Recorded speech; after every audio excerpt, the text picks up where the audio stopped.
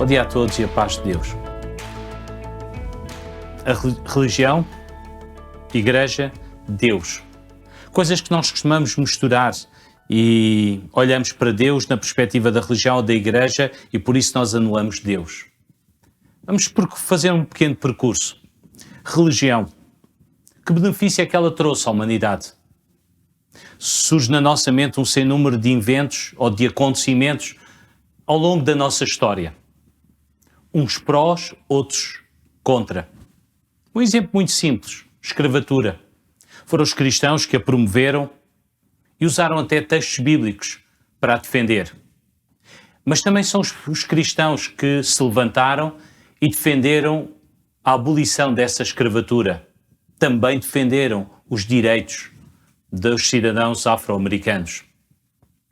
Bom, se calhar a solução seria pôr numa balança os prós e os contra, mas parece-me que não é esse o caminho ideal.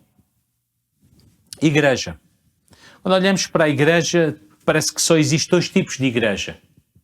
Umas extremamente fechadas, com um estilo opressivo sobre a nossa vida ou sobre a nossa forma de vida, com conceitos ultrapassados, muito fria, muito monolítica, e a outra é vive como tu queres, acredita no que tu queres. O importante é nós retermos o que Jesus, o Mestre, nos ensinou.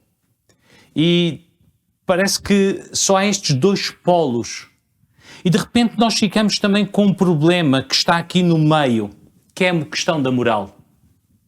Claro, já falámos sobre isso, sobre a moral ser uma questão da nossa racionalidade, ser produto da nossa razão. Isso começa a surgir, essa ideia, no século XVIII. Só que essa mesma racionalidade que nos trouxe esses valores morais levou-nos também a guerras mundiais e particularmente a Segunda Guerra Mundial. A outra questão é como nós agora vivemos. Em face destes acontecimentos surgiu o relativismo ou, se quiseres, o pós-modernismo. E nele não há valores absolutos, não há nada. E esta é a sociedade com que estamos a lidar. Assusta-nos um bocadinho. Onde é que ficamos? Voltemos para Deus e para a Bíblia, a sua palavra. E quando tu começas a ler a Bíblia, tu notas um padrão. Primeiro aspecto é que logo no livro de Gênesis, Deus escolhe homens e mulheres que não seria expectável que essa escolha recaísse sobre eles. Por exemplo, Deus chama Abraão para fazer dele uma grande nação, mas a esposa, Sara, era estéril. E no contexto da época, ser estéril significava que ela deveria ser menosprezada. Ela era posta à margem da sociedade, porque ela era considerada amaldiçoada por não poder gerar filhos. Mas Deus escolheu esta mulher para desta mulher nascer uma grande nação. A mesma coisa acontece com o filho de Sara, Isaac, a quem Abraão tem que escolher uma esposa, como era costume da altura, encarrega o seu mordomo-chefe para tratar desse assunto e depois de uma viagem, de pedido de auxílio de Deus, tudo se cumpre para chegar à conclusão que era Rebeca a eleita, que também era estéril. Mais uma vez Deus escolhe aqueles que não são para colocar no centro do seu plano. Chegamos ao livro de Juízes e nós notamos outra coisa. Os líderes que Deus usou para libertar o povo de Israel da escravidão dos povos à volta são gente menor, gente de tribos menores e dentro dessas tribos eram de famílias menores. Por último, temos a eleição do rei mais famoso de Israel, Davi. O profeta Samuel é enviado lá à casa de Jessé porque um dos filhos dele seria o rei em Israel. Começou do mais velho, mas o escolhido é o mais novo, é o menor. Então há um padrão, há aqui uma conduta.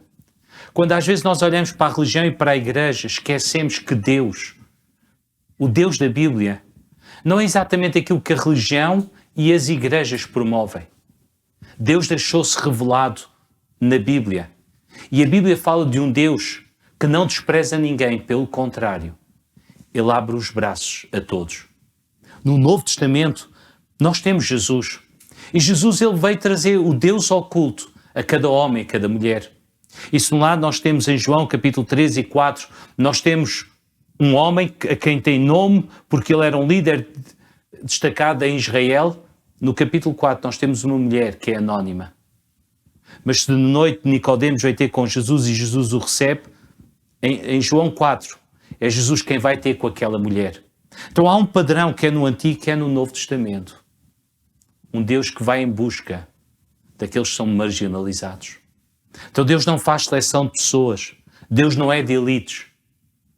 Mas Deus também procura um relacionamento.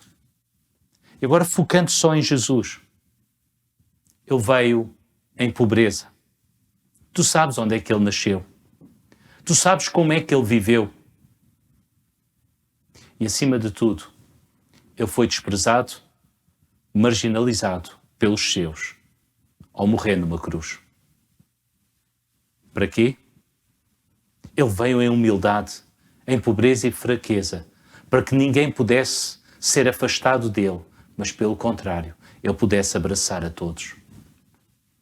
O desafio que eu quero te fazer nesta manhã é muito simples.